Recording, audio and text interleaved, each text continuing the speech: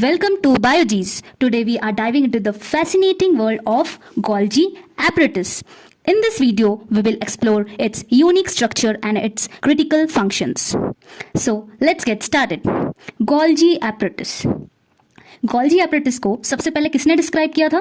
Camillo Golgi ने. उन्हीं के नाम से ही ये Golgi apparatus नाम आया है.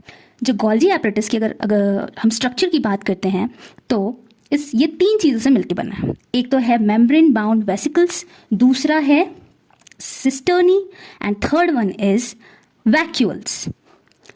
ये जो आप फोल्ड्स देख रहे हैं, ये फोल्ड्स आपने कहीं और भी क्या देखी है? हमारा लास्ट वीडियो था जो कि एंडोप्लाज्मिक रेटिकुलम, उसमें भी आपने देखा था सिस्टर्नी फोल्ड्स थे. जो Golgi apparatus में भी सिस्टर्नी दिखाई देते हैं. ये पैरेलली एक दूसरे के अरेंज्ड होते हैं. देखिए जैसे कि ये यहाँ पे एक सिस्टर्नी आ गया, फिर दूसरा पैरेलली अरेंज्ड है. और ये पैरेलली जो अरेंज्ड होते हैं इन्हीं को ही हम स्टैक्स बोलते हैं, क्योंकि ये आमने सामने और एक दूसरे के ऊपर है. इसको हम स्टैक्स बोलेंगे और जो स्टैक्स अरेंज्ड हैं उसको हम सिस्टर्न्स बोलेंगे. जो Golgi apparatus है वो एनिमल प्लस प्लांट्स दोनों में पाए जाते हैं. जो एनिमल्स में पाए जाते हैं, एनिमल सेल में, वो क्या होता है? वो नेटवर्क लाइक होता है. कहाँ पे? Near nucleus. न्यूक्लियस के पास अरेंज्ड होते हैं. न्यूक्लियस के पास अरेंज रहेंगे और नेटवर्क फॉर्म में रहेंगे. वहीं अगर हम प्लांट सेल की बात करें तो प्लांट सेल में वो फ्रीली डिस्ट्रीब्यूटेड रहता है. मतलब कि अगर मैं यहाँ पे ये अगर प्लांट सेल है तो वो ऐसे फ्रीली डिस्ट्रीब्यूटेड रहेंगे. लेकिन जो हमारे एनिमल सेल है उसमें वो न्यूक्लियस के पास ही अरेंज होते हैं. न्यूक्लियस के पास ही अरेंज होंगे. ओके. और जो प्लांट सेल में जो Golgi apparatus है उसको हम क्या बोलते हैं? डिक्टायोसोम्स. देखिए यहाँ पे लिखा भी मैंने, डिक्टायोसोम्स. ओके. अब देखिए नेक्स्ट है ट्रांस और सिस.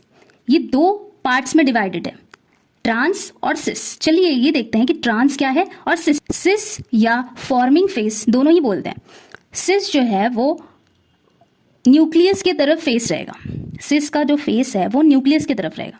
वही ट्रांस या फिर मैच्योर्ड फेस, ट्रांस और मैच्योर्ड फेस, इसका जो फेस है it will be towards cell membrane. जो मैच्योर्ड फेस या फिर ट्रांस है वो कहाँ पे रहेगा? वो सेल मेम्ब्रेन की तरफ रहेगा उसका फेस. वहीं सिस का जो फेस है वो रहेगा न्यूक्लियस के पास. आगे देखते हैं हम functions of Golgi apparatus. Stores, modified, packages the products. इसमें क्या होता है? ये सबसे ज़्यादा main function of Golgi apparatus है. मान लो ये एक सेल है और ये एक न्यूक्लियस है. ऐसे हमारा Golgi apparatus अरेंज्ड है. ये क्या होगा? हमारा सिस. और ये क्या होगा? ट्रांस. जो न्यूक्लियस के पास जो फेस होता है उसको हम सिस बोलते हैं, और जो फेस सेल मेम्ब्रेन के पास होता है उसको हम क्या बोलते हैं? ट्रांस. तो न्यूक्लियस से अगर मानो कुछ प्रोटीन्स पैक होकर वैक्यूल के फॉर्म में अगर आया तो उसको क्या करेगा? सबसे पहले वो जाएगा सिस के पास. सिस क्या करेगा? उस प्रोटीन को जो प्रोटीन है उसको कुछ मॉडिफाई करेगा, अगर रिक्वायरमेंट होगी चेंजेस करेगा. चेंज करके उसको वापस से पैक कर वैक्यूल के फॉर्म में ट्रांस के पास भेजेगा. अब ट्रांस के पास से वो होकर कहाँ जाएगा? या तो वो इंट्रासेल्यूलर में चला जाएगा अगर इंट्रासेल्यूलर की यूज है, या फिर सेल के बाहर चले जाएगा, सेल मेम्ब्रेन के बाहर. तो Golgi apparatus का ये भी काम होता है कि उसको मॉडिफाई करता है, पैकेज करता है और उस प्रोडक्ट को सेल के बाहर या फिर इंट्रासेल्यूलर भेजता है. सेकंड देखो, simple sugars form complex sugar in Golgi apparatus. तो सिंपल शुगर को क्या करता है? कॉम्प्लेक्स शुगर में भी चेंज करता है. कौन? Golgi apparatus. थर्ड है involve in formation of lysosomes. तो लाइसोसोम्स हमारा नेक्स्ट टॉपिक है. हम पढ़ेंगे कि लाइसोसोम्स क्या है. तो लाइसोसोम्स के फॉर्मेशन में भी Golgi apparatus हेल्प करता है.